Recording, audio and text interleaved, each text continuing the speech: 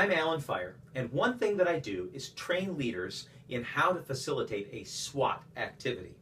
This video is not about what SWOT is. I'm assuming you already know what it is, and I'm sharing with you one way to facilitate the activity that seems to work pretty well. First of all, it's best to do SWOT with a group that's maybe as small as 9 people or as many as 24. Too much fewer than that or too many more than that, it's either unwieldy or we don't have enough viewpoints. Whatever size group you've got, for today let's say we've got a group of 15. Divide them into 3 groups, as equal as possible. In our group of 15, we've got 3 groups of 5. We've got our 1s, our 2s, and our 3s. In each group, have one person be the convener, the chair, the person who runs the conversation, makes sure it's staying on the right track and making sure that people are doing what's supposed to happen during that particular phase of the activity.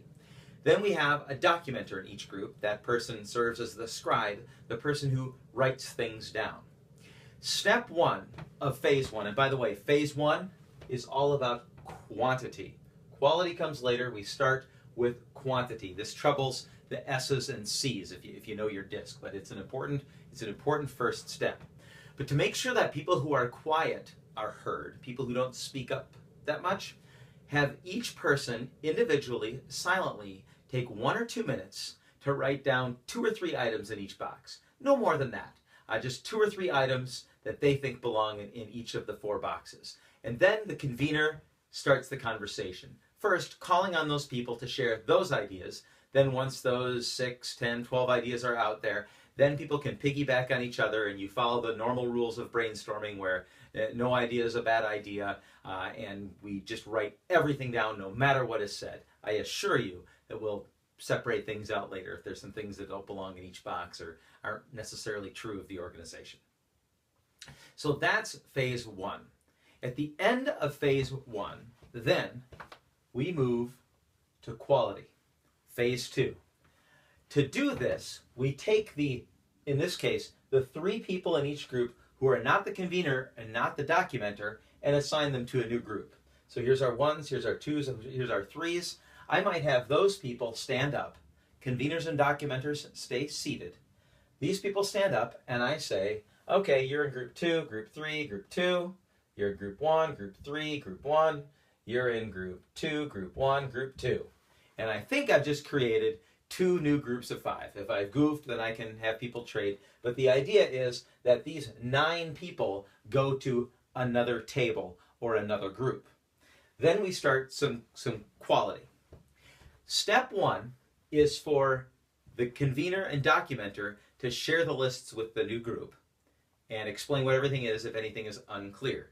If, because you followed the rules of brainstorming and just written everything down without inquiring about it, without discussing it, you might not know what they are. You might have to run over to another group and ask for clarification. That's okay. We need to make sure the new people understand everything that's been written down.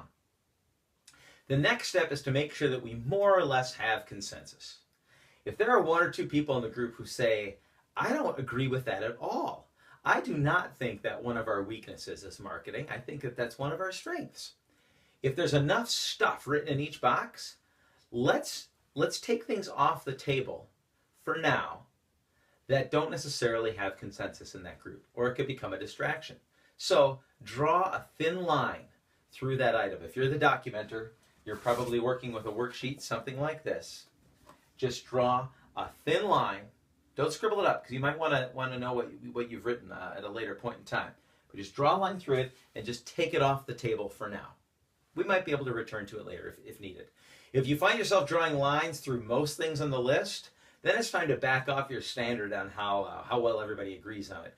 What I find is that during that process, anywhere from 0 to 2 things are crossed off on the entire sheet of paper.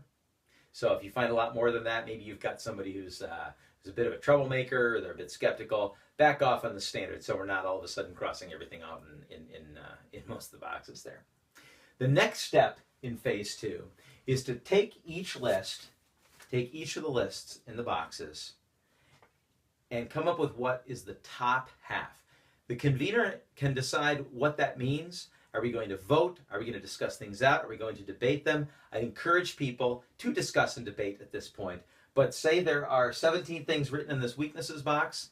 Let's narrow that down to the top 8 or 9 and circle them. Let's not scribble anything out, but let's circle those things that kind of make the cut and end up in the top half, most relevant or significant or most true. And you can use any or all of those definers there, but that'll help get us closer to having quality lists. Then it's time for phase 3. Now we look back at these 9 people. Conveners and documenters still stay put. Once a 1, always a 1, and so forth for the conveners and documenters. Then we take the other 9 people in this example and ask them to please go to whatever group they've not yet been a part of. So now we've got 3 other new groups. The convener and documenter have 3 new people, the 3 people they haven't seen yet in their group during the course of the activity. Step 1 is the same as it was last time. They make sure that the people new to the group are totally up to speed on the lists and understand everything that's written down. Not for everything on the list, but just for the circled items. So this should go twice as fast. We'll skip the consensus part at this point and then ask those people to prioritize what's there. Say we've been left now with 6 or 7 weaknesses out of our initial list of 13 or 14. Now this group will prioritize them. At this point, I like them to think of the impact that each of the items has on the team, on the organization, and their success. So for example, the number 1 weakness would be the weakness that has the biggest impact on the organization or team, and so forth. So now you prioritize the items in each of the 4 boxes. That's the end of phase 3. Then we're done working in individual groups. Now we bring everybody back together, and the documenters are asked to report, okay, group 1, what was your number 1 strength? And then the facilitator scribes that number 1 strength. You go to group 2, okay, what was your number 1 strength? If it's different than that, we write it down. If it's the same, we go on to group 3. Eventually, we like to have 6 things. We've narrowed down to 6 items in each of the 4 boxes. Now, if the initial lists were longer, then you might want to make it 7 or 8. I wouldn't go that high, but you might want to. And if the lists were shorter, you might just go with as few as 3 or 4 in each box. Again, all of the numbers that I'm sharing with you, in fact, all the rules I'm sharing with you, all very flexible. But this framework seems as a great starting point for people doing SWOT.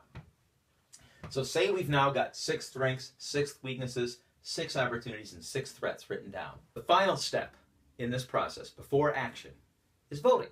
Each of these 15 people has 2 votes. They can vote for 2 things in the right-hand column. Now we don't worry about whether it's a weakness or whether it's a threat. It's something that stands in the way of the success of the organization.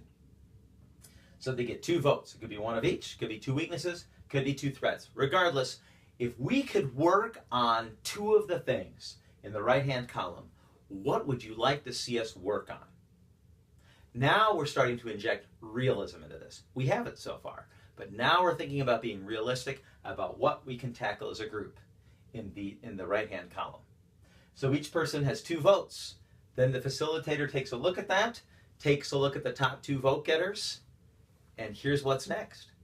Out of these 15 people, we form 2 temporary committees for the day, for the moment, and say, okay, you have this item, you guys over here, you have this item. Let's start to brainstorm ways that we can either mitigate the threat or address, minimize, or maybe even eliminate the weakness.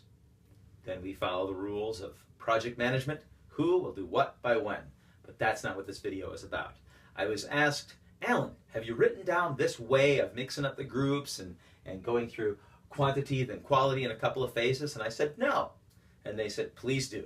So here's a video and a transcript, and I hope it helps you if you ever facilitate a SWOT activity. I'm Alan Feirer of Group Dynamic. Thanks so much for watching.